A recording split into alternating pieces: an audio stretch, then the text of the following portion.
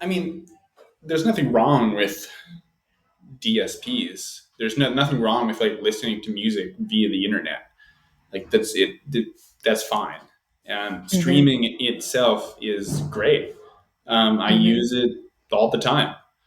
Uh, the problem is greed. The problem is that certain people want all the money and they figure out ways of taking all the money.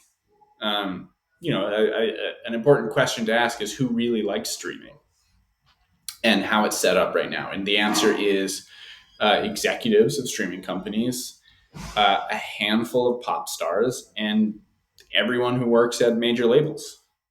That's it. Those are the only people who are killing it. And not only are they killing it, but they are like absurdly wealthy from this. And that's the problem. And you talked in the intro about sort of what this work is all about. And we don't make music to make money. That's not like why we become musicians. That's probably not why you do the craft that you do. And that comes up a lot as I talk to people about this work. And the conversation I try to have is like, yeah, agreed. But is somebody making money? Like, right? You played this gig or you did this show. Did somebody make money that night? And the answer is always yes. Somebody did, just not you. And that's, I think, an easy way to understand like what the issue is. And that scales considerably when you talk about DSP. Like DSPs are great. Listen to music, put your stuff up. That's fine.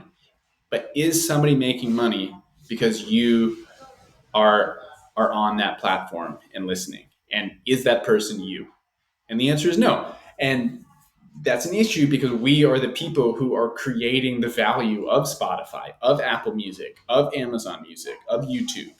It's musicians and artists and our work and our time and our love and our passion that creates any wealth and value for these companies. And yet we are not the people who are being paid for that, let alone even like paid fairly. We just aren't being paid at all in some instances. And that's really the issue. So like, there's 1,000 ways that streaming could be more equitable. From the far side, it could be a nationalized streaming service run by Library of Congress. That's a nonprofit, right? Super simple, straightforward idea. I love libraries. Libraries are fantastic. I don't think you have writers who are saying libraries have ruined their livelihood. Right. Just because the economics work differently. And it can be the same thing with music. And then on the more immediately accessible time frame, something like this legislation where we are creating new money that goes directly to artists. And we say, you know what, you can keep the absurd amounts of money that you're making. We just need more to survive, to pay our rent, to get food on the table, to have a hope of